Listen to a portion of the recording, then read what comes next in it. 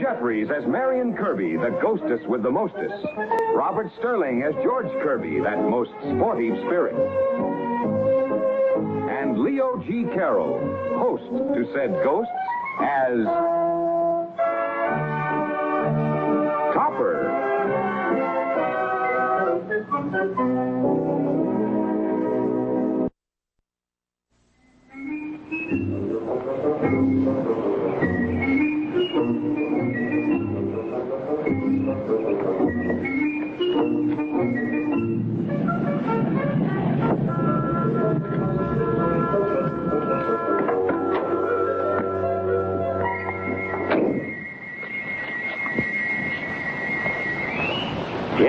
This is it.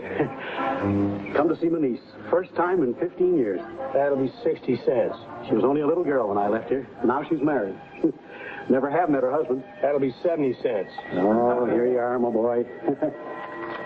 Keep the change. Sure anxious to see Marion. Hey, you. Wait a minute. What's this, Confederate money? That's a 50-rupee note, Indian, worth $10 in American money. Indian? Who do I look like, Sitting Bull? All right. I'll get you some American money inside. Sure anxious to see Marion.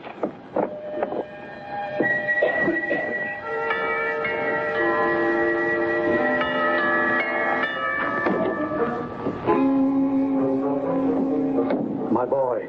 My dear boy. You're a little older than I expected. I am. Say, paunchy, too. Don't you know who I am? I'm afraid you have the advantage of me, sir. I'm your Uncle Jonathan Dixon. How's that lovely wife of yours? Oh, she's still very lovely, thank you. Oh, it's been a long time. I left here for India 15 years ago. Just got back yesterday. Dear me, that is rather slow traveling. Excuse me. Where's my money? Oh, I forgot all about you in the excitement. Give him a couple of dollars, will you? I haven't got anything on me but Indian money. Thanks. Well, where is she? Where's my favorite niece? I'm afraid she's out at the moment. Won't you come inside and wait? She generally does come home, as a rule. Are you expecting to stay long? Just long enough to see that you get what's coming to you. Coming to me? Yes, sir, the two of you. I hit it big in India. Got me a gold mine. From now on, you're rich. Funny, I never thought you'd marry a man as old as you. My dear Mr. Dixon, I'm only 5 years older than Henrietta. That's so. Who's Henrietta? Who's Henrietta? That's what I asked you. Uncle Jonathan! George, come quick. It's Uncle Jonathan. Oh, my favorite uncle.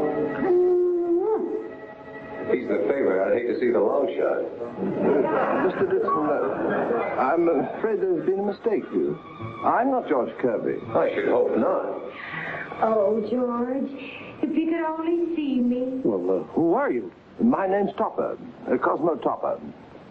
George and Marion Kirby don't live here anymore. Topper, tell him about us. Why didn't you say so? Where do they live? Well, you see, That's a good answer. George, the poor darling thinks we are still alive. Uncle, say something to me. Say, Uncle. Be quiet, George. Topper, darling, break it to him gently. Mr. Dixon, I'm afraid I have bad news for you. Oh, George. Oh, darling. George and Marion, they were lost several months ago in an avalanche. Killed? We should have let him know. If you don't mind, I think I'll get some air. Sort of get used to what's happened. I was awful fond of Marion. All that money and nobody to give it to. Money? Money? What money? George, how can you talk about money at a time like this? He says he struck it rich in India. Found himself a gold mine. What? He came to bring me a gold mine. Marion, how can you talk about money at a time like this? Hey, wait a minute. Isn't this the uncle that always had some harebrained scheme? Uranium in Alaska, diamonds in Africa, gold in India? All I know is he adores me, and he's out there suffering. Topper, he'd feel much better if you tell him he was still around. You expect him to believe that? Well, we could do a few tricks to convince him, That's a good idea. Scare him to death.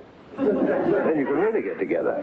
Oh, he won't be scared. Not if you tell him what we're doing and saying. Where are you going? I just got back. Yes, of course, so you did. Tell him, Topper, tell him.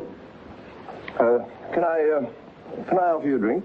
Oh, yes, I think so. You know, it's mighty nice of you to go all this trouble for a stranger. Not a bit, only too glad.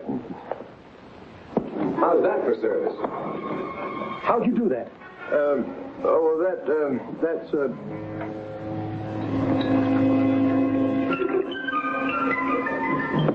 What's that? Tell him, Topper. Make him happy. Oh, that's George. George Kirby. At least that's his ghost. Hi, Unc. Say, do you think I'm believing in ghosts? Well, hardly.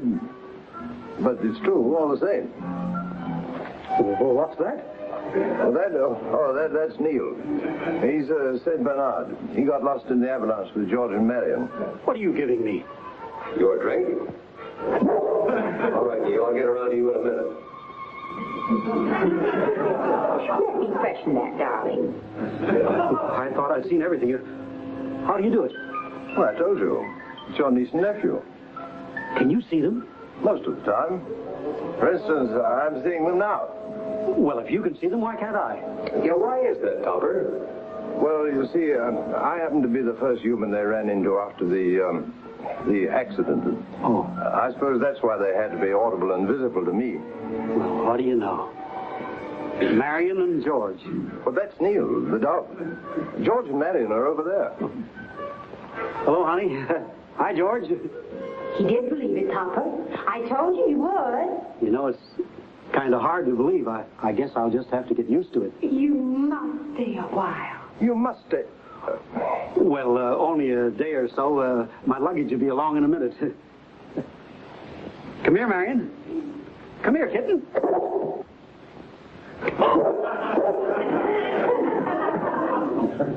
Say, she plays kind of rough, don't she? Let's give him a hand, honey. Poor Uncle. Thanks, Topper. I thought I'd seen everything, but I can't see anything.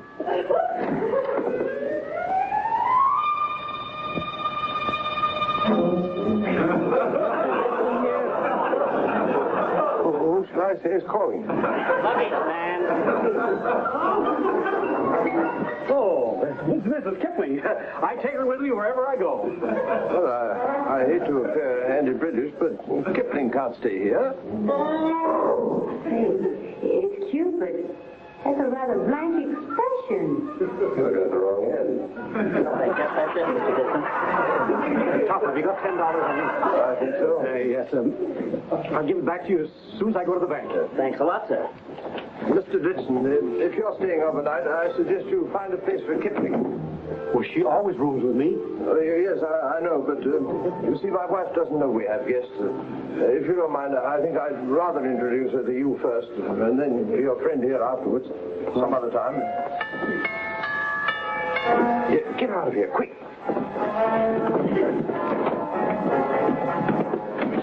Is that my room? Get out of here fast. Into the kitchen over there. Come on, Kipling.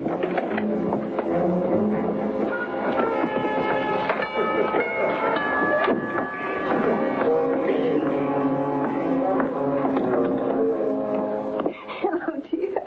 You'll never believe what happened. I think I would. That silly Miss Truesdale next door said she thought she saw an elephant coming up our wall. Silly woman. Elephant, indeed. Oh, that reminds me. Is Katie home yet? Not yet. Henrietta, there's something that I rather want to... Well, she said she'd be here in time to fix dinner. Maybe I'd better get it started. no, I wouldn't do that, dear. Why not? Well, never start anything you can't finish. Besides, I want to talk to you. Well, you don't have to pull me, Cosmo. What did you want to talk to me about? We have a guest, dear. A guest? He's George and Marion Kirby's uncle. Came all the way from India to see them. And then, of course, when he discovered that they weren't... Poor dear. Yes. Must have been a terrible shock. Yes, that's why I asked him to stay overnight. Give him a chance to recover. That was sweet of you, Cosmo. Where is he? He's in the kitchen. Wanted to be alone. Hide his grief. Oh, I get to laugh every time I think of that Marion and George. He's still shocked. I beg your pardon. I didn't know you had company. Oh, my wife, Mrs. Topper, Mr. Ditson. Mighty glad to know you. How do you do? The man from the animal farm's coming right over. The animal farm? Yeah, he's going to take Kipling for the night. Yes, the man wants to borrow our set of Kipling's. You know, wants to check up on those animal stories. What's that? That must be the animal man. They never ring, they trumpet. I just came in the back door. There's something in the kitchen, and it looks like a... Not a bit. Doesn't look a bit like it. Sorry, Topper. Oh, we were giving it a snack when Katie came in. What's in the kitchen and what's it doing there? It's eating. All over the floor. 4 heads of cabbage. You shouldn't have fed Kipling. She'll only come back. She's got a memory like an elephant. What is this?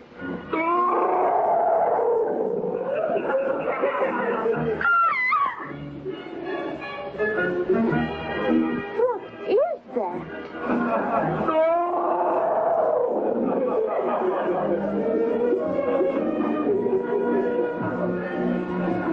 Does that answer your question?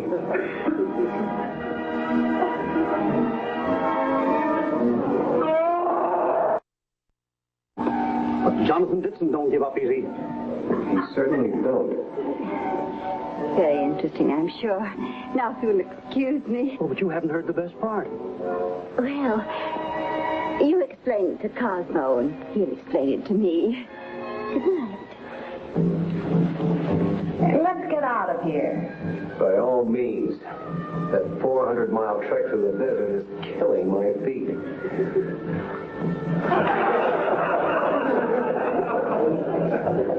George. Marion. Something wrong? It's George. He wanted to ask you a question. He wanted to know, were you scared? Scared? Me scared? He's behind you. No, my boy. Takes more than 3,000 Bedouins to scare your Uncle Jonathan. It looks like Topper. No, it's just a mirage. You pair of sneaks. Look here, Marion. I want to know the truth about this uncle of yours. He says he's coming to the bank tomorrow to try and borrow some money, and I don't know the first thing about him. Well, he's my uncle. Isn't that enough? No. What's more, it all sounds pretty fishy to me. He arrives here without warning, hasn't a cent of money on him, has to borrow from me. Now he wants to negotiate a loan from the bank. He always was a little careless about money. Especially other people's. Wonder what he came here for. But to see me.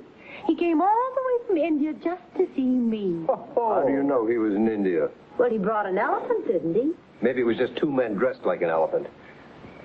Hey, Marion. Suppose Suppose what? Suppose he came here to collect our insurance. Oh, but he didn't even know we were dead. How do you know he didn't? Oh, George. You don't think my uncle is that mercenary, do you? I don't, eh? Well, I don't know how you're going to manage it, but I want him out of here by tomorrow. Imagine that guy. Putting on a big act just so he can collect our insurance. I may never forgive him. Then on the 19th day came the Sirocco. The sand blew at my body like bullets from a French 75. By this time, the blistering desert had taken its toll of my gun bearers.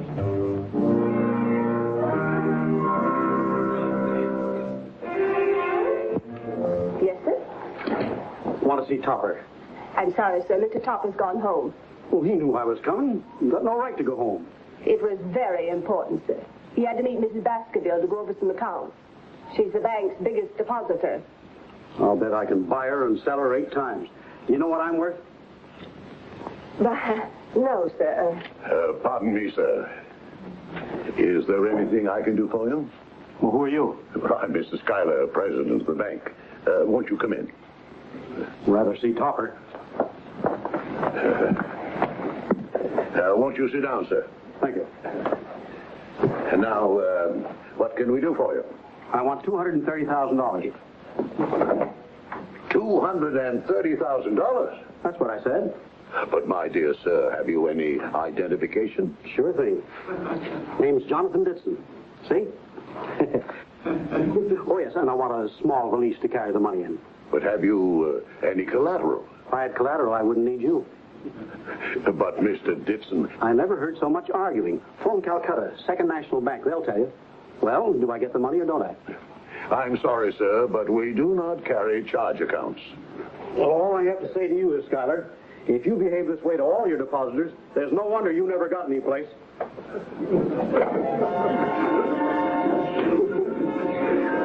Mrs. Baskerville, you needn't have come here.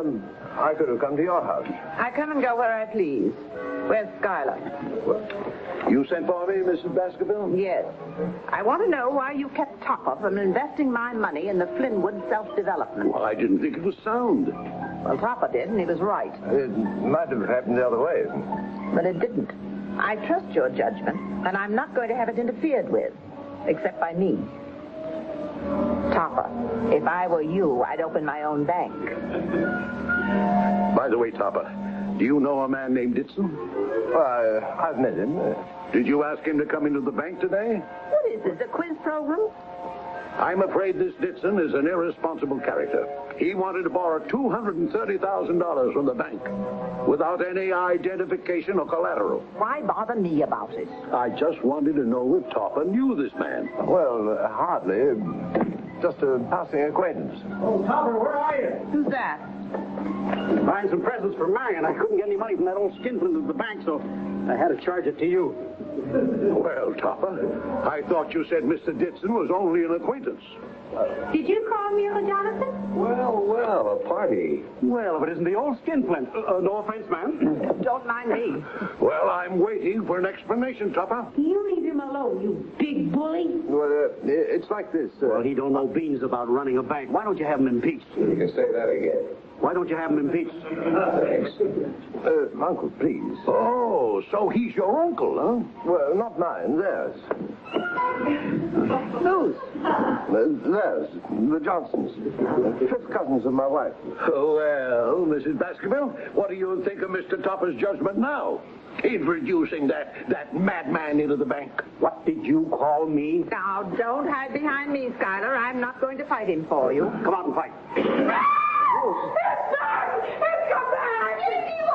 What's the matter? Oh, Mr. Topper, save me. Well, what's going on? What's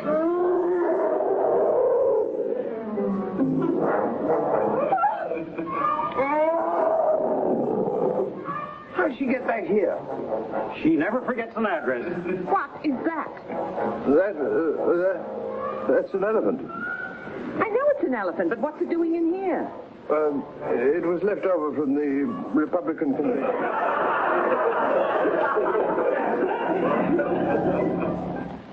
Well, I trust you have no other relatives who are waiting to drop in. Oh, Topper, darling, you don't think Schuyler will fire you, do you? What do you think? Oh, we could take Kipling and start an elephant act. George, the least we can do for Topper is to get Uncle Jonathan out of the house. And how do you expect to go about that? Think, George, think. We've got to get him out of here before he collects our insurance. I won't give it to him. I want Topper to have it.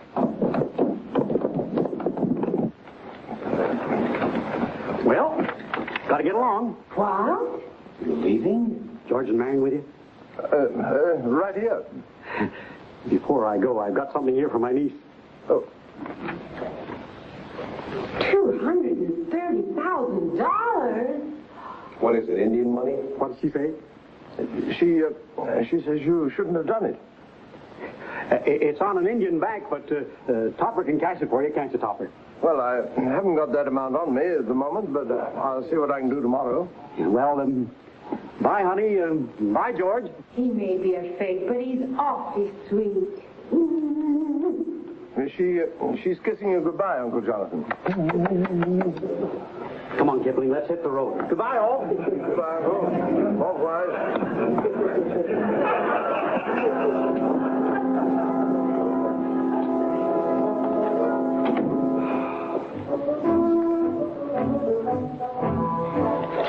George, what are you doing with all my money? Oh, what money?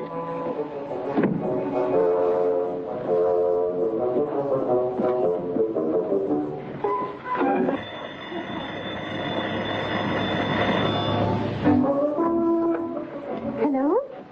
Mr. Skylon. Here it comes. Hello? What? What did he say? I'll be right back.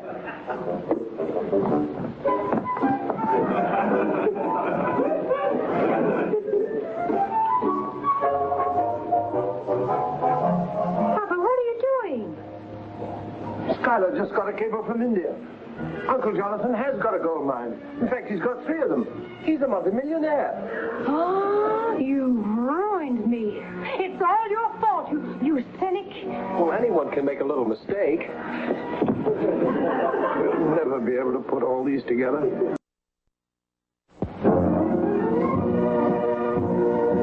A John W. Lupton, Bernard L. Schubert production.